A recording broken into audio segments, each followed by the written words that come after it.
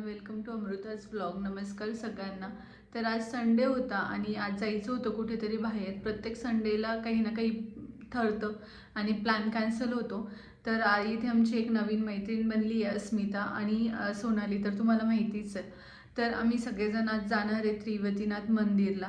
इथे बरेलीमधून काही 6-7 किलोमीटरच आहे. तर चला पाहूयात कसं आहे मंदिर. टू व्हीलरवर जायचं म्हटल्यावरती कंपल्सरी हेल्मेट लागतंच आणि इथे त्याशिवाय एंट्री नाही आहे बाहेर जाण्यासाठी. मग माहीकडून घेतलं हेल्मेट आणि सगळ्यांची वाट पाहत होतो. बाकीच्यांचं आवरलेलं नव्हतं. मग आम्ही दोघं आवरून रेडी झालेलो होतो. मग त्यांचं आवरल्याच्या नंतर तोपर्यंत आम्ही टाइमपास करत बसलो. इथे सगळे छोटे मुलं आहेत, त्यांच्यासोबत गप्पा मारत बसलेलो.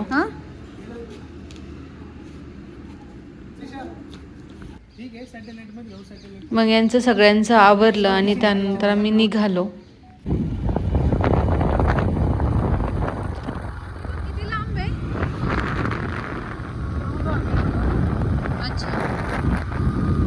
इथे झाडं किती मस्त आहे ना. आर्मी एरियामध्ये इकडे सगळीकडे झाडं जास्त आहे. आपण काय म्हटले,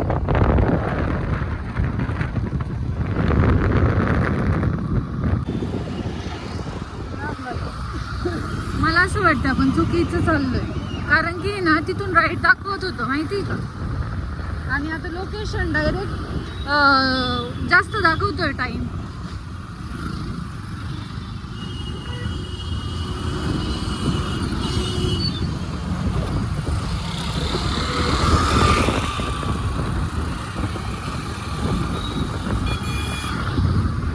इकडचे लोक लईच हॉर्न वाजवतात ना प्रमाणाच्या बाहेर.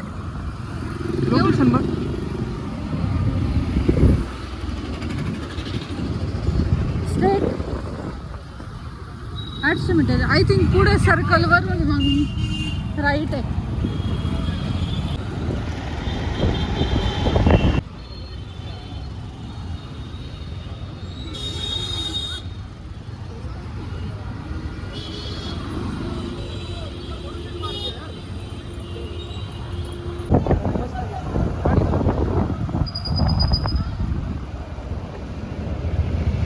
आणि इथून थोडंसं पुढं गेल्याच्या नंतर लगेच आम्हाला महादेवाची मोठी मूर्ती दिसली आणि खूप सुंदर मूर्ती होती. छान आहे पण मंदिर आतमध्ये. आणि आम्ही गेलो होतो दुपारच्या टायमाला. तर इथे 4 वाजता 4च्या नंतर मंदिर ओपन होतं. दुपारी मंदिर बंद असतं, त्यामुळं मग आम्हाला थोडासा वेट करावं लागलं. मग आम्ही तिथेच टाइमपास करत बसलो. तोपर्यंत सगळं मंदिर वगैरे फिरून घेतलं आणि आतमध्ये खूप साऱ्या मोठ्या मोठ्या मूर्त्या होत्या. हो, वरती मूर्ती पहा ना किती सुंदर आहे.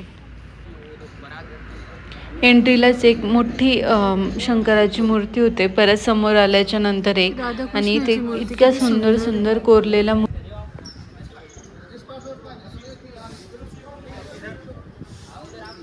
आणि सगळ्यात जास्त मला हे कोरलेल्या मूर्त्या आणि जे त्यांनी डिझाईन वगैरे काढलेलं होतं आतमध्ये, इतकं छान डेकोरेशन्स वगैरे केलेलं होतं. खूप सुंदर वाटत होतं.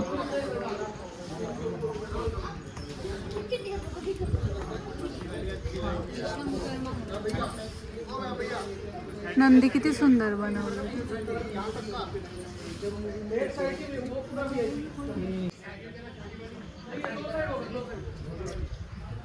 मंदिर 4 वाजता ओपन होणार होतं. तोपर्यंत आम्ही सगळीकडे फिरून पाहत होतो आणि असं सगळीकडे खूप छान सजावट चालली होती. कारण की आज मंदिरामध्ये कुठली तरी एक मोठी पूजा होती, त्यामुळे त्यांची सजावट वगैरे चाललेली.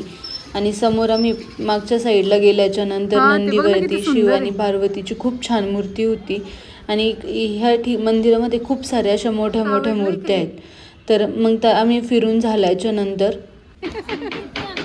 तिथे एक महाराज, म्हणजे तिथे ते मंदिराची जे पाहतात, सेवा वगैरे करतात, तिथे ते एक बाबा बसलेले होते. त्यांना मी विचारलं की हे मंदिर म्हणजे याचा काय इतिहास आहे. तर ते सांगत होते की हे महादेवासाठी त्रिवटीनाथ मंदिर हे महादेवांचं मंदिर आहे. हे 4 मुख नाथ मंदिरापैकी एक मोठं मंदिर आहे. आणि मंदिराला तिथे जवळपासचा जो एरिया आहे त्याला नाथनगरी मंदिर म्हणून किंवा नाथनगरी म्हणून पण ओळखलं जातं. हे 500-600 वर्षापूर्वीचं मंदिर आहे. इथे समोरच पिंड होती आणि जे मागच्या साईडला असं गोल दिसतंय ना, तिथे ते एक आतमध्ये महादेवाची पिंड झालेली आहे, जे आत्ता तिथे एक अंकल दर्शन घेत होते. तर त्याच्यामध्ये हात घालून आपण पाहू शकतो. आम्ही पण पाहिलेलं. आणि हे जे वटवृक्ष दिसतं ते, तर याला 3 वटवृक्ष आहेत. हे एका म्हणजे एकाच वटवृक्षातून 3 प्रगट झालेले वटवृक्ष आहेत. त्यामुळे त्याला स्वयंभू शिवलिंग असं त्रिवटीनाथ म्हणून ओळखलं जातं. ते मंदिराचं नाव त्यामुळे त्रिवटीनाथ म्हणून आहे. आणि खूप छान मंदिर होतं. सांगा ना परत. काही 400 फॉलोअर्स आहेत का? आणि किती पाहिजे होते मग? कुठं काय केलं असतं?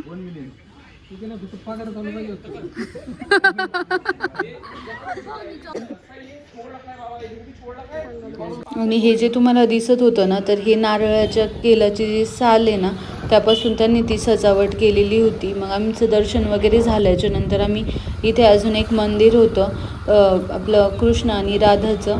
तर मग आम्ही तिथे पण दर्शन घेतलं. सगळे मंदिर होते, म्हणजे तिथं शनीचं मंदिर होतं, परत शिवपार्वतीचं पण मंदिर होतं, राधाकृष्णाचं मंदिर होतं, खूप सारे तिथे. आणि इतके छान नजारे होते.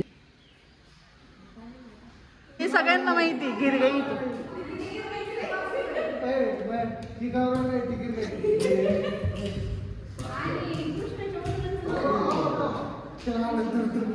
व्हिडिओ पण झालता माझा. तसं काय जागा चेंज केलं त्यांनी आपल्या. तर असा होता आजचा आमचा दिवस. नक्की आवडला असेल तर लाईक सबस्क्राईब करा. श्री स्वामी समर्थ.